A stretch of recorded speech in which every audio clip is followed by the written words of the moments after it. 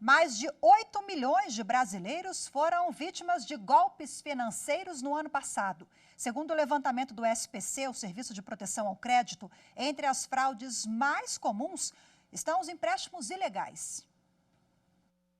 O golpe do empréstimo ocorre quando os criminosos dizem às vítimas que são representantes de bancos ou empresas e podem oferecer a elas dinheiro a qualquer momento. Os golpistas geralmente entram em contato por telefone, mensagens no WhatsApp ou até mesmo pelas redes sociais. Para acessar informações sigilosas das vítimas, os criminosos buscam o maior número de dados possíveis, como nome completo, CPF e documento de identidade. Com isso em mãos, eles começam a cobrar dinheiro para intermediar as negociações.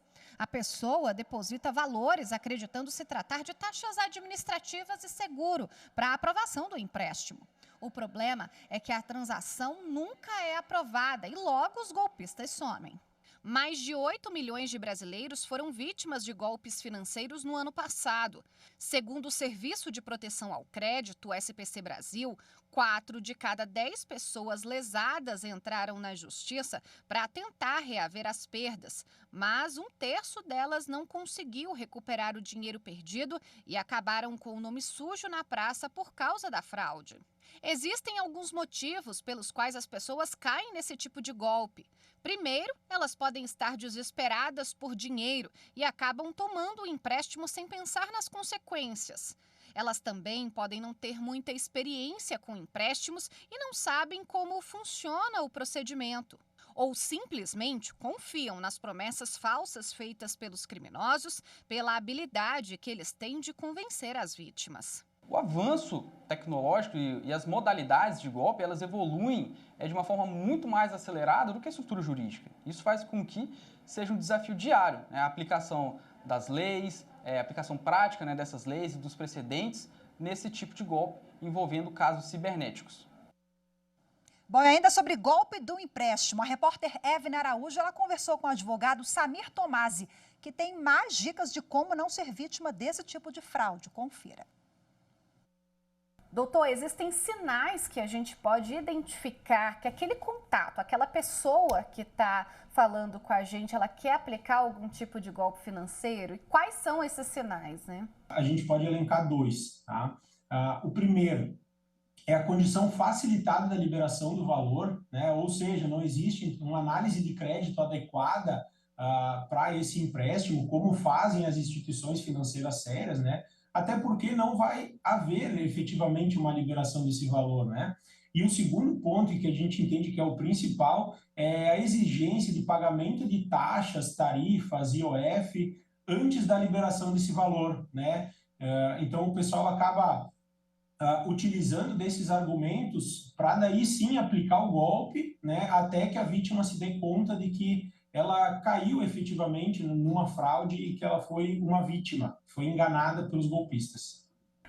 Geralmente a gente recebe mensagens no WhatsApp, no e-mail, a gente recebe um SMS dizendo que é do banco, né? Como saber se aquele contato é realmente de uma instituição financeira ou é uma pessoa se passando ali para tentar aplicar um golpe? Na verdade, sim, o banco ele já tem as informações que ele necessita em sua base de dados, em seu cadastro. Então, ele não envia mensagem solicitando nenhum tipo de dados pessoais ou informações da conta, né? O que é importante? Que a pessoa confira o link do e-mail que por acaso foi enviado, né? Na mensagem, se é um número oficial do banco. E, fundamental, se houver alguma dúvida, que a pessoa procure o seu gerente de conta. É possível que esse cliente tenha a possibilidade de reaver esse dinheiro uma vez que ele fez o depósito acreditando se tratar de um empréstimo? Os golpistas, o que eles costumam fazer? Eles realizam diversos golpes em um período de tempo, né?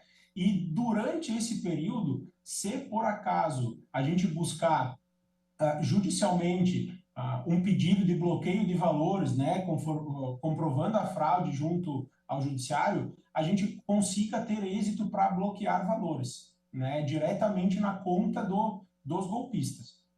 Caso não seja encontrado nenhum valor, a segunda etapa é avaliar se os documentos que foram apresentados para as instituições financeiras são documentos válidos, corretos, né? Porque em caso de apresentação de documento falso para abertura de conta, aí a gente pode pensar, sim, em responsabilizar o banco para uma eventual devolução de valor por vítimas de fraude.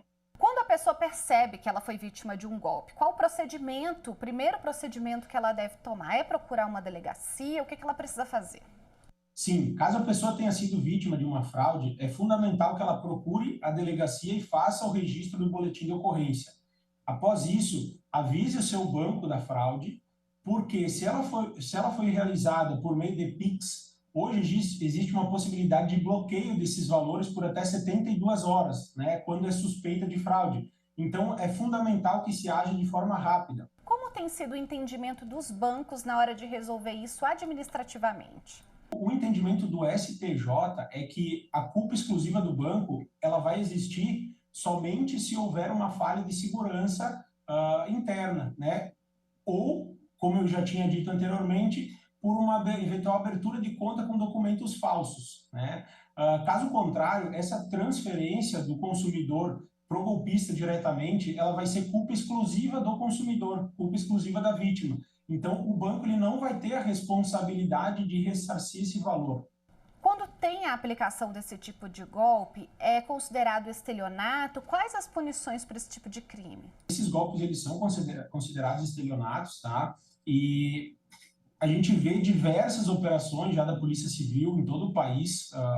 Isso desde 2019, 2020, quando os golpes começaram a ficar mais comuns, né? E sim, diversas quadrilhas já foram desmanteladas por causa disso. Então, mais cedo ou mais tarde, né, por causa desse número de denúncias, né, da mesma pessoa, enfim, a polícia ela vai coletando informações e sim, né, a tendência é que o golpista ele seja preso, né, e ele responda pelo crime de estelionato.